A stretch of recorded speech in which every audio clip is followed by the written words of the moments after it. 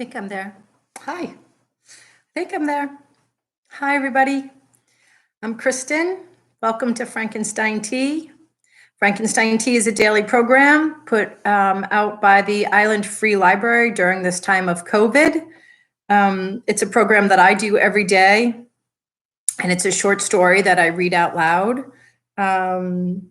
To be clear, this is just library programming. There is no monetization of this recording, and much to my bank account's dismay.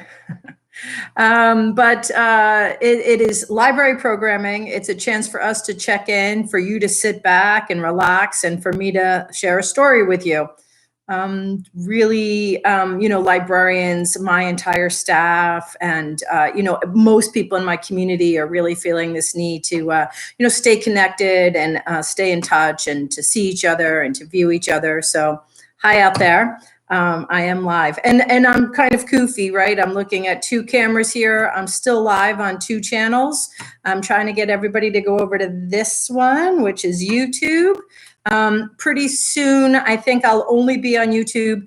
Not that I have anything against you Facebookers, but I've been handing out a lot of equipment lately for members of my staff and other members of the community to be able to do their work and to the town hall employees and, the people from the Black Island School, like to be able to keep going here for this, whatever this remainder of this time looks like.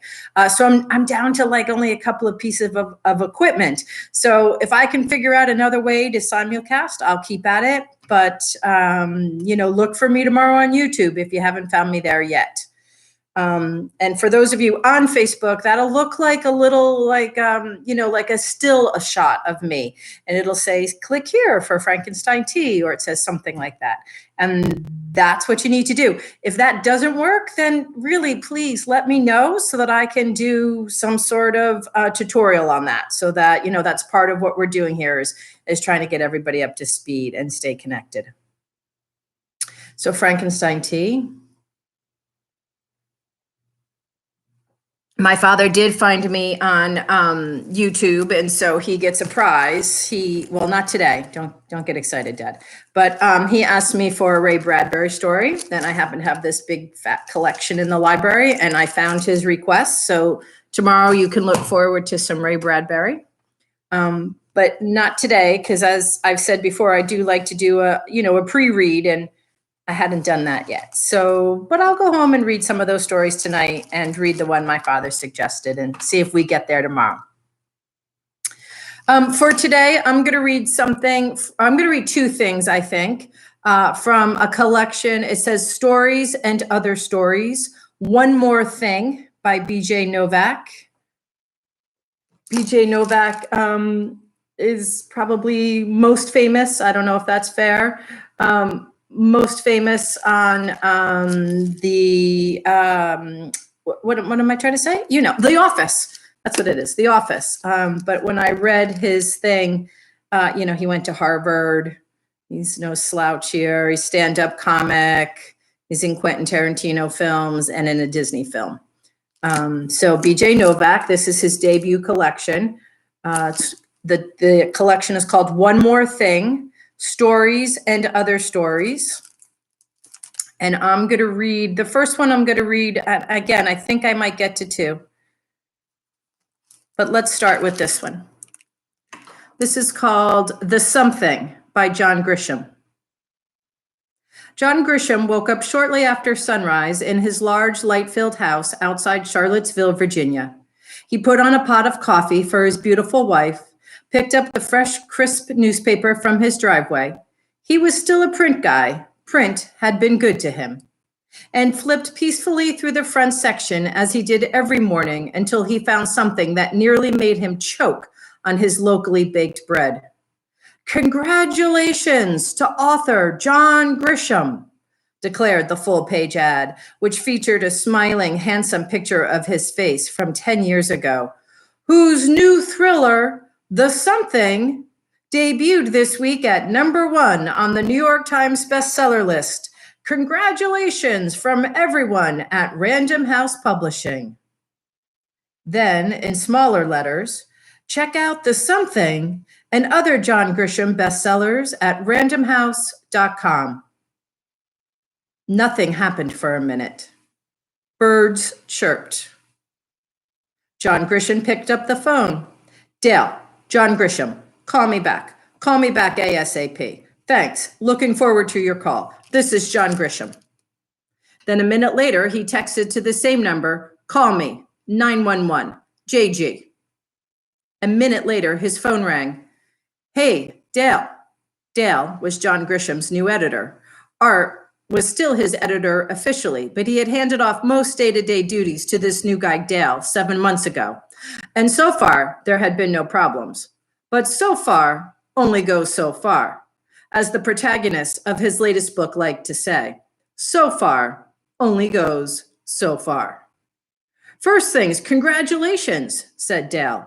If Dale was at all surprised that John Grisham was calling him and texting 911 to his cell phone at 5:55 a.m., he did a very good job hiding it. Can we pause to appreciate this for a second? I know this is par for the course for you, but number one for the something in its debut week, I hope you give yourself a second to really... Where did you send the galleys? Asked John Grisham. For you to proofread? We sent them to your farm in Mississippi on, let me check, August 4th. Does that sound right? You always spend July and August on the farm, correct? Not this August. I was here in Virginia. My apologies. Right, the weather. That makes, yeah, well, we didn't hear back for a couple of weeks, and word around here is that you never really weigh in on galleys anyway, right? I mean, that's what everyone told me. So after a couple of weeks, we were up against this holiday deadline. And hey, congratulations again, because obviously there could not be a better time to debut at number one than the Christmas season. I'm sorry, John. Obviously, I should have double checked. I just didn't want to disturb you and hound you, especially the new guy here. And again, I was told you really never weigh in on galleys. Is there anything you wanted to change? I can definitely see about changing it for the paperback, or the title of the book is not The Something. There was a long silence. What? The title of my book is not The Something, said John Grisham.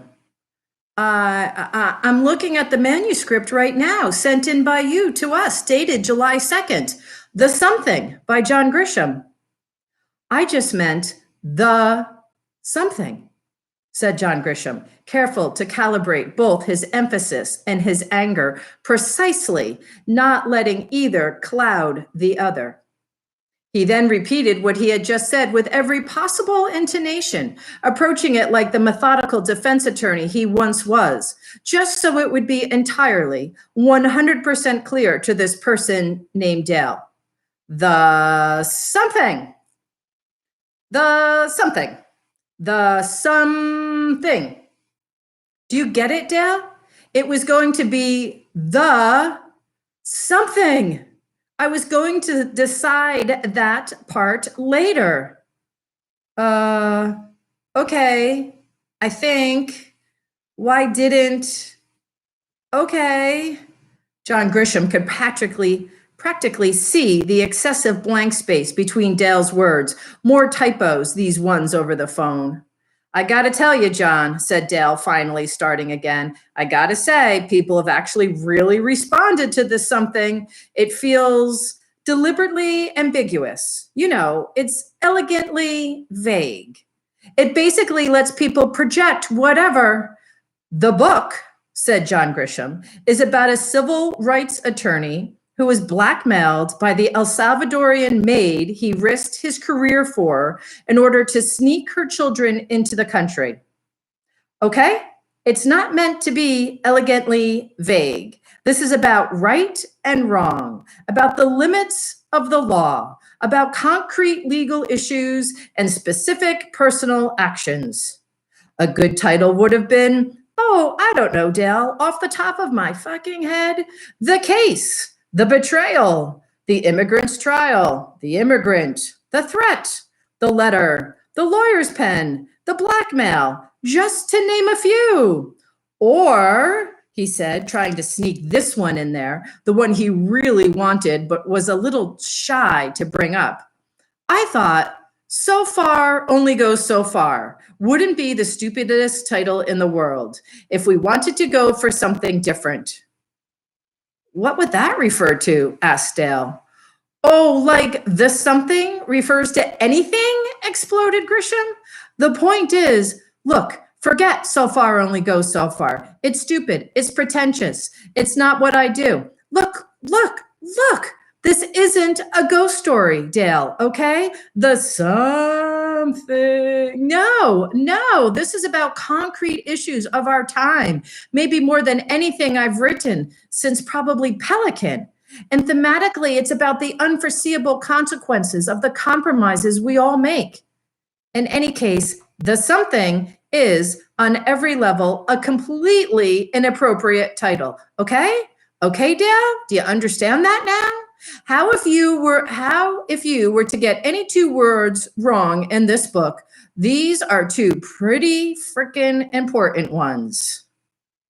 Yes, said Dale. Yes, I do. John Grisham exhaled, feeling his breath leave his body as he did, like his wife's yoga instructor had taught him to do that one time. He never went back to that yoga instructor, but he still thought about that session sometimes. I do want to say one very small thing, not to defend myself at all, but just to make you feel a little better while we sort all this out, said Dale. For what it's worth, and the answer may be nothing, but people have not mentioned the title once. Really, not once. Reviews have been good, considering you're an extremely popular writer, and some reviewers are naturally going to hold that against you. But really, I read all of them, everything. I have not read one review that has brought this up. Okay, that's good, said John Grisham. Not one blog, nothing, for whatever reason. And I know it was a huge mistake on my end, a monumental one that I will probably, just for your own peace of mind, you should know that the action has been 100% okay so far. John Grisham said nothing. I'll tell everyone to hold off on the next printing immediately until you've had a chance to figure out what you want to do here. It's a big deal. First printing is $1 million, as I'm sure you know. But this is my fault, and literally nothing is more important to this company than you being happy here. Think about what you want to do, okay? Okay. Thank you, Dale. And John? Yes? I'm sorry. John Grisham hung up the phone and looked out the window. The something? Were they kidding him? And also, number one, again, not bad. Expected, but still, number one. He had taken a moment to let himself enjoy that. He took another sip of coffee, and as he did, he quietly wished himself a tiny, formal congratulation. Congratulation? Congratulations. What was the singular?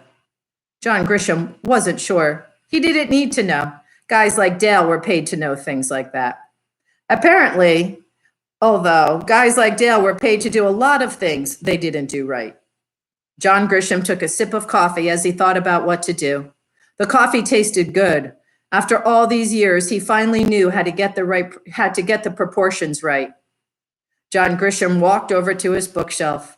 He pictured the hard new spine of a book called The Something on his shelf, right next to the other #1 bestsellers he had written, like hard, humble trophies, right next to his favorite trophy, an actual trophy, the division championship trophy of the Little League team he had coached back when his kid was a kid, and when people could hardly believe that a successful guy like John Grisham really did coach Little League, let alone was a really good coach, let alone was the coach of the division champions, the Reds.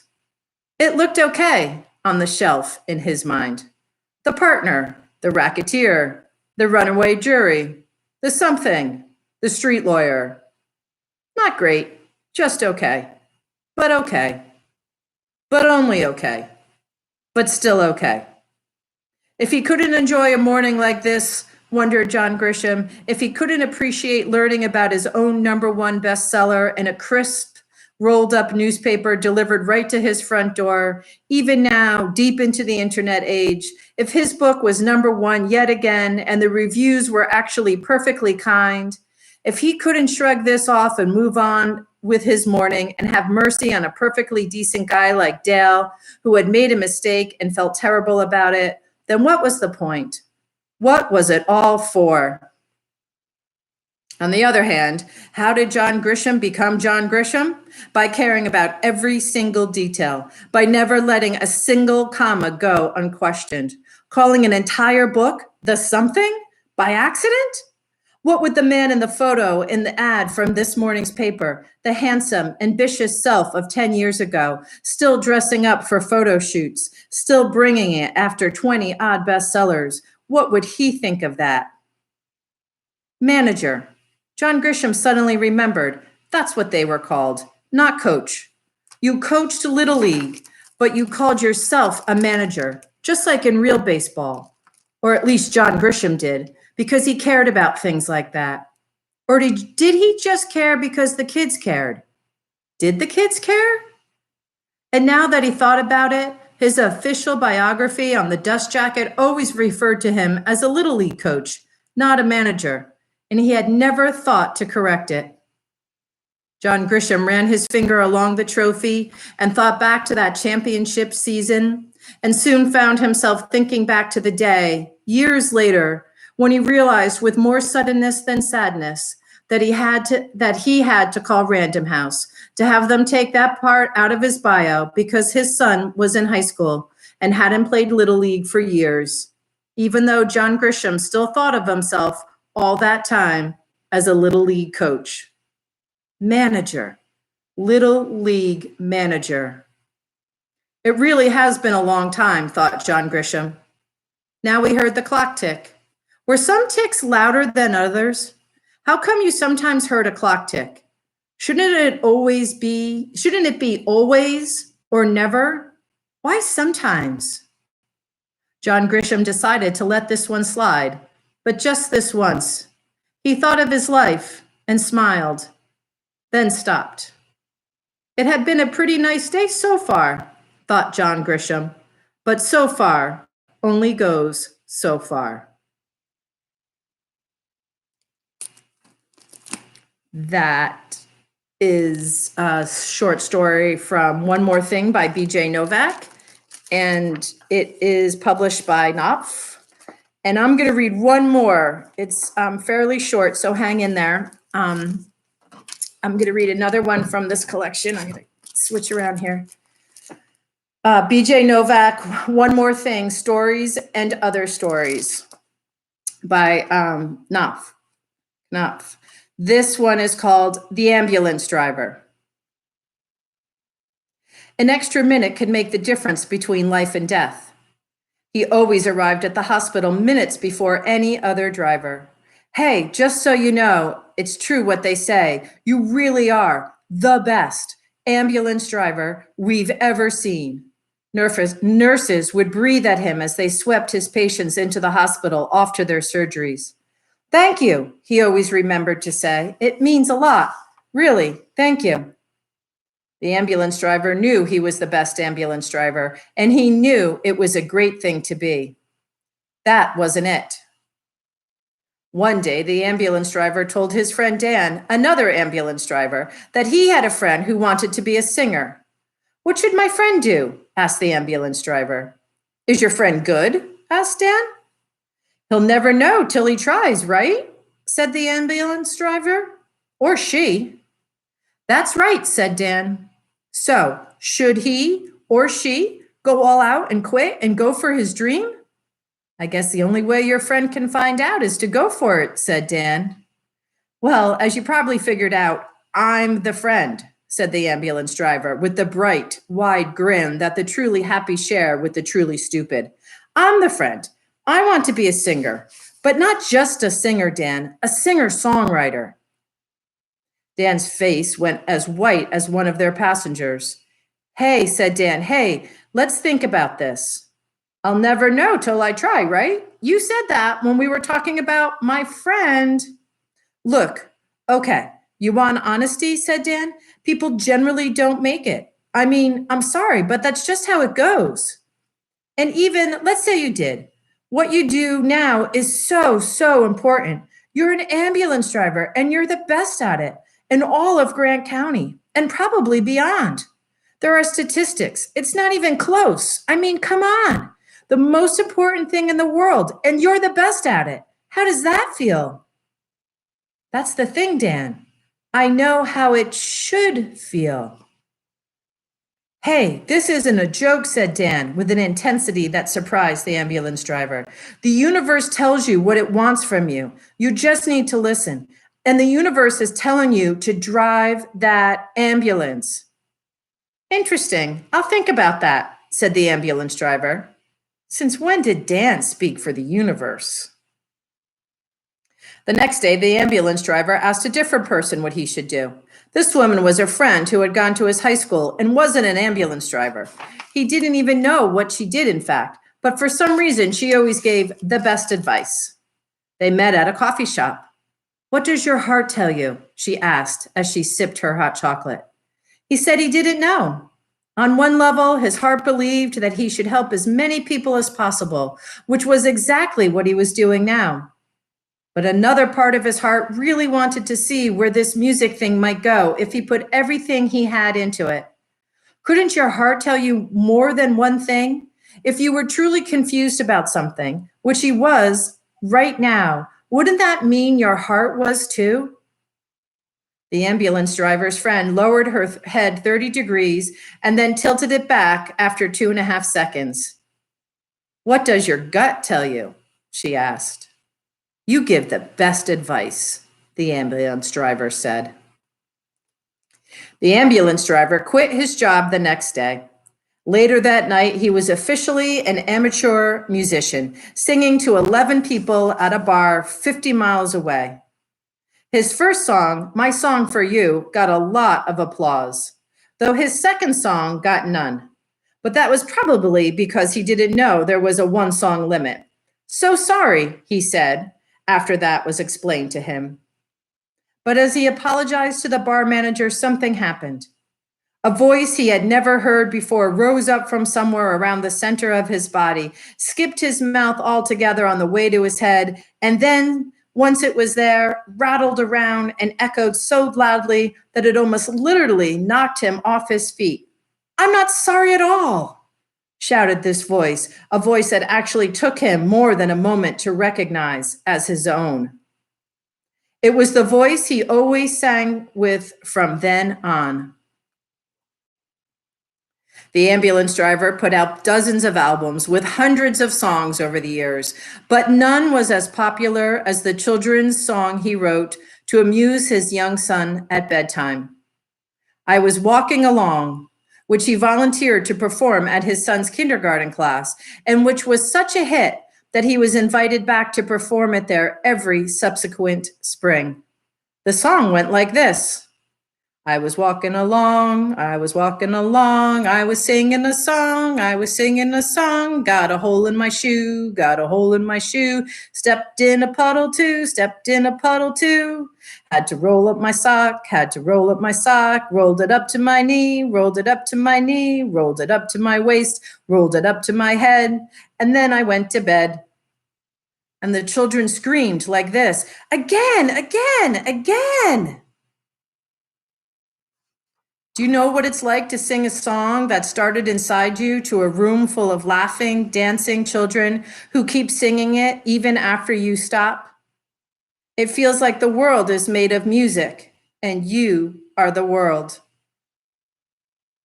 1 or 2 more people died each year in Grant County than before, but it was always a number within the statistical margin of error. 2 selections from One More Thing by B.J. Novak. I hope you enjoyed Frankenstein Tea today. I see my mom says so good. Yeah, it's good. It's fun, isn't it? Yeah, he's a smart guy. Thanks everybody for coming. I'll be here tomorrow. I'll try to do 2 screens. I'll try to figure out how to get you guys to move over to YouTube. I know my mom struggled today. Let's see, the weather has deteriorated, but make sure you keep taking good care of yourselves. It means maybe you're inside, maybe you can get outside a little bit before it rains in Rhode Island here. I don't know. Hang in there. Bye, everybody. Peace. Peace.